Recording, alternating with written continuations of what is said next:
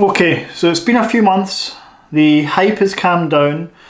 What is the actual real life difference between the iPhone 12 Pro Max and the iPhone 12 mini?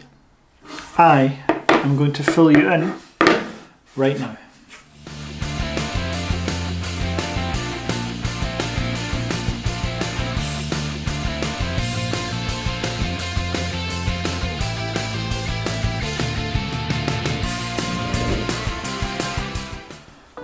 So, starting with the iPhone 12 Pro Max. Quick specifications on this bad boy.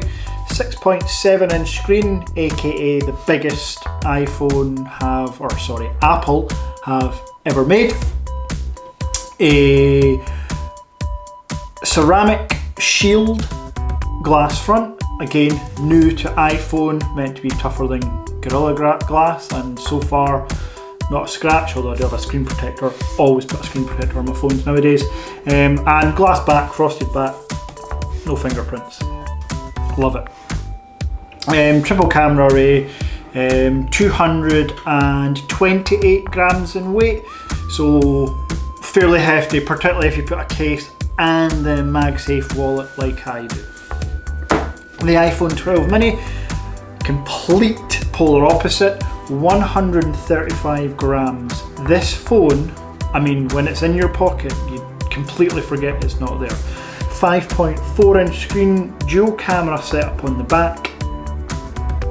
This is a wife's phone, and while doing this comparison video, I'd be lying if I didn't admit to actually loving this little thing. It's absolutely amazing. So, comparing the two processors, exact same processor, that A14 Bionic chip. Cameras, almost the same. So that main sensor, that 12 megapixel main sensor is the same. The iPhone 12 Pro Max gets the extra telephoto lens, which it comes in handy. It's like a 3x optical, 5x digital zoom, and it works for me. I'm not one that uses like space zoom that Samsung used to be a gimmick, no longer a gimmick. It actually looks pretty cool, but I don't use that zoom into the moon effect. The ultra wides are very similar. You can see from the comparisons here. Where the iPhone 12 Pro Max really overtakes is in the video department with that lens, has lens stabilization, so effectively like when it's like a gimbal almost, when you're moving the phone around, the camera is staying steady, so it's that lens stabilization, which works really, really well. The iPhone 12 mini doesn't get that, but it does have HDR video, 10-bit HDR video, just like the iPhone 12 Pro Max. So you can see some comparisons while I'm chatting away. These will be popping up on screen. So for me, what the real world review is, how does it actually work in a day-to-day life? So I have an eye condition myself, which means that I actually need text to be a bit bigger. So if I give you an example, on my phone, if I go into a random message, here's a message. So I have my text quite a large font, whereas on the other hand, my wife has Superman vision, so her text will I mean, look at that. That is tiny. You're never going to see that. So real world for me, the iPhone 12 Pro Max works better as far as the overall size. However, accessibility is something that Apple are top of their class, in my opinion, at doing. You can make the text size larger, bold, text speech, lots of different things. That magnifying glass or the whole screen can zoom. There's lots of different accessibility options for somebody with a visual impairment. Also, real world, what I intended to be doing with this phone was using it in my commute when I'm not cycling, so I'd be on the bus listening to a podcast, or potentially just catching up on YouTube videos, Netflix shows, whatever it is. It's like an hour commute each way, 45 minutes to an hour commute each way. So that gives me time to watch a show.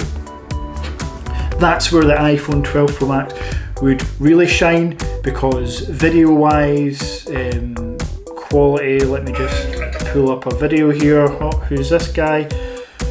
Watching content on this thing is second to none.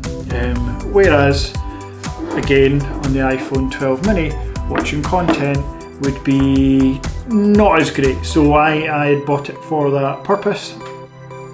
Wife doesn't have YouTube. I need to sort that out. But I'm not leaving the house just now. During the pandemic, not many people are leaving the house unless you're a key worker, so I'm stuck at home. So I'm not actually consuming content on my phone much at all, to be honest. I've got iMac in the house, laptop, iPad, so I don't have to resort to the phone. So does that justify the fact that I've got the £1,100 phone when I'm not consuming content? No, actually, it doesn't. Whereas the iPhone 12 mini for £700, as I mentioned, same processor, similar cameras that I would use anyway, and I'm not consuming content. So actually this is purely just for messaging and taking calls, almost like an old school phone, to be honest, because when I run I don't need my phone because I've got the Apple Watch. It's just funny, I guess while I'm making this video I'm thinking real world, what do I need? What are my use case scenarios for the iPhone 12 Pro Max? If I'm being honest, it's not vanity, it's just I always like to have the biggest and best. But this video is, I guess if I have to put a point to it, is if you are swaying between the iPhone 12 mini, the iPhone 12, the iPhone 12 Pro, or the iPhone 12 Pro Max, what I can categorically tell you is you don't buy the iPhone 12 Pro. Because the differences between the 12 Pro and the 12 are completely negligible for that extra £200. So you don't need the Pro. Where it becomes trickier is, again, I mentioned this in a video I made right at the start when I unboxed all the phones, and you can catch it up there. Is where it is difficult is do you pay that extra to go to the 12 Pro Max from the 12? For me, I did because of that screen real estate, and I'm glad I did. I love the phone. But if you don't have, say, a visual impairment, or you're not currently consuming content on your phone all day, every day, you don't need the 12 Pro Max. You really don't. The 12 mini and the 12 Pro, I still think, as much as this is light, I think the iPhone 12 is about 30 grams heavier. I would say the phone that I don't have here is probably the one I would go for. I would go for the iPhone 12. It's like Goldilocks and the Three Bears, it's just right. I think the iPhone 12 Pro Max is too big. What do I think about the iPhone 12 Pro Max? I think it's too expensive. There we go, that's what I'll say. I think it's too expensive. I think the iPhone 12 mini is too small. And I think the iPhone 12 is just right. I have a caveat here though.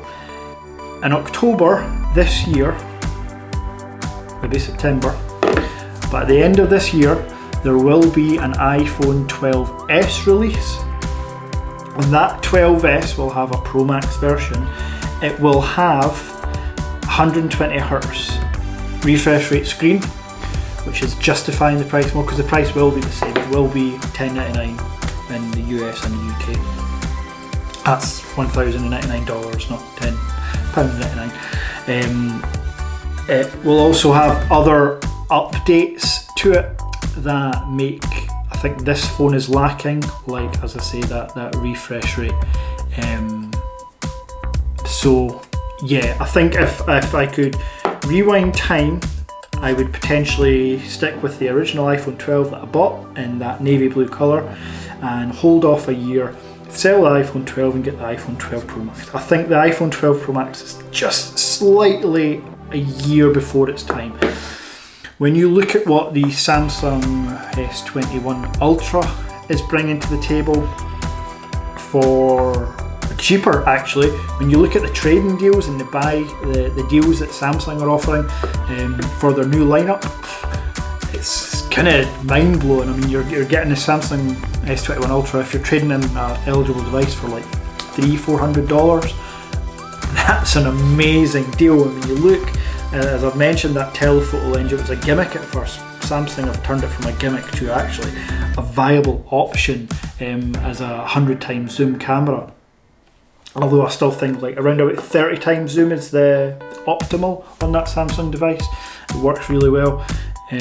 With 120Hz refresh rate, with the fast charging, faster charging than this, with all the other customization you can do with an Android phone that I personally have chose not to stick with. I'm an Apple fanboy, I like the iOS operating system.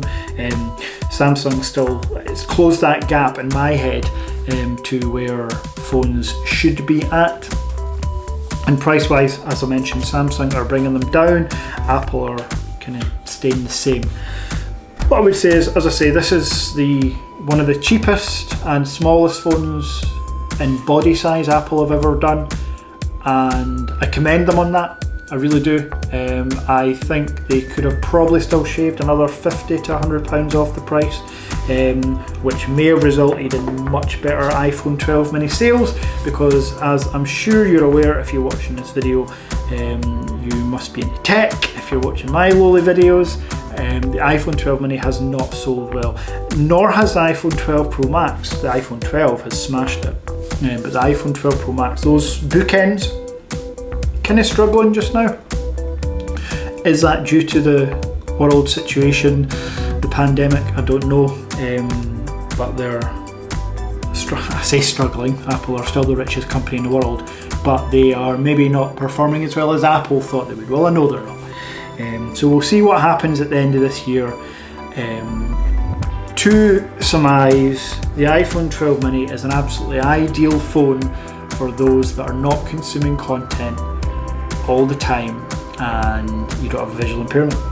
The iPhone 12 Pro Max is the best phone in the market if you are consuming content and you like that bigger screen real estate.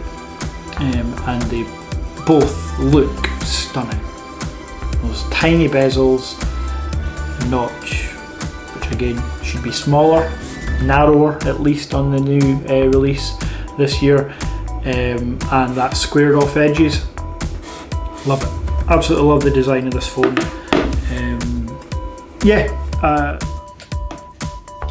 So just to finish off this video on the iPhone 12 Pro Max, actually, because my Sony ZV-1 ran out of battery and I can't be bothered going upstairs to get another battery because I'm at the end. Thank you so much for watching. I hope you enjoyed this little video. I'm just trying to give you what people are asking for as far as honest reviews. This video hopefully is clarified or cleared up things if you're looking to go for a mini or a 12. If you enjoyed the video, please subscribe for more content and hit that like button. Really appreciate y'all. Take care.